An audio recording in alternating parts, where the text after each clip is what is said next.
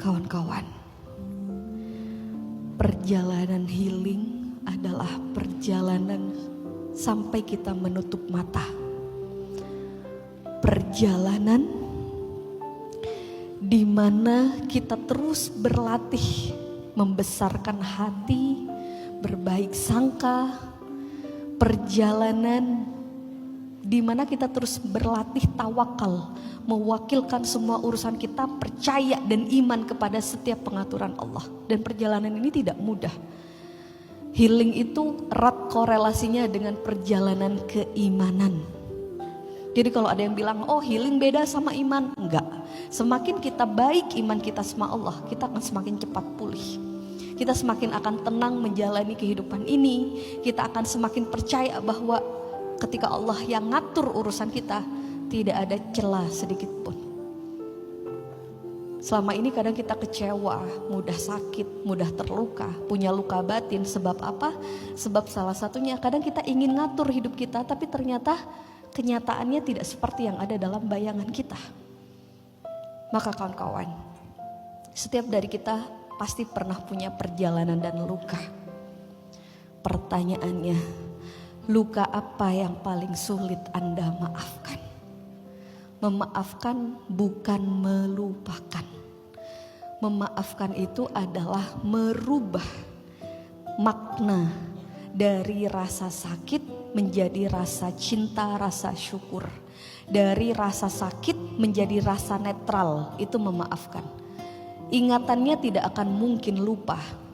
Kita pernah ada orang nyakitin atau ngomong hal yang gak baik sama kita, atau melakukan hal yang tidak semestinya sama kita. Ingatan kita pasti akan tetap mengingat kejadian itu. Tapi yang berubah di sini adalah rasa kita dalam mengingat kejadian tersebut. Jadi kalau ada yang bilang, Bun saya ingin memaafkan dengan melupakan, itu artinya bukan memaafkan. Itu artinya kita melarikan kondisi. Wajar saja kalau kita lupa, ya wajar aja nggak punya perasaan gimana. Tapi memaafkan itu indikatornya adalah ketika kita mengingat sebuah kejadian dan rasanya udah netral, udah biasa. Bahkan yang paling lebih baik adalah kita bersyukur karena kejadian sakit itu menjadi sumber syukur kita. Menjadi salah satu sumber syukur kita, disitulah esensi memaafkan. Oke, jadi please jangan pernah bilang ke Allah, Allah lupakan saya, tolong bantu untuk ngelupain kejadian itu. Khawatir dibikin amnesia sama Allah. Iya, karena semua doa terkabul, diwujud sama Allah. Jadi jangan bilang kayak gitu, tapi ya Allah bantu hamba untuk bisa melepaskan rasa marahnya, rasa sakitnya dengan cara yang baik. Sehingga kita tidak lagi menyimpan riak-riak atau rasa sakit apapun di dalam diri kita.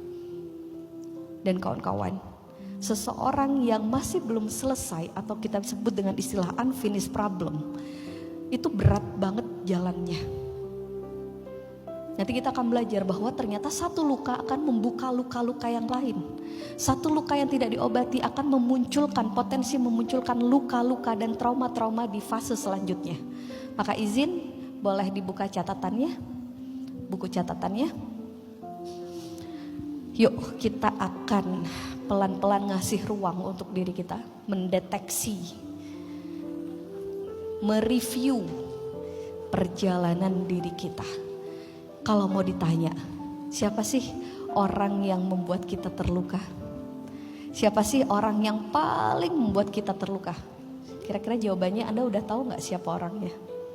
Tahu. Dan biasanya orang itu adalah orang yang paling kita cintai, benar? Yes, karena memang seperti itu. Sesuatu yang ekstrim ada di sisi kiri pasti akan ekstrim pantulannya di sisi kanan. Orang yang paling kita percaya biasanya adalah orang yang suatu hari nanti kita sakit karena dihianati. Orang yang paling kita cintai sangat berpotensi membuat kita paling merasakan sakit. Makanya kenapa kata Allah, udah gak usah terlalu ekstrim. Gak usah terlalu ekstrim dalam perasaan. Dan Allah bilang, wa asa an takrahu syai'an wa huwa khairul lakum wa asa an tuhibbu syai'an wa huwa syarrul lakum. Jangan-jangan yang kamu benci itu justru gak baik, justru baik untukmu. Tapi sesuatu yang kamu cintai justru gak baik untukmu.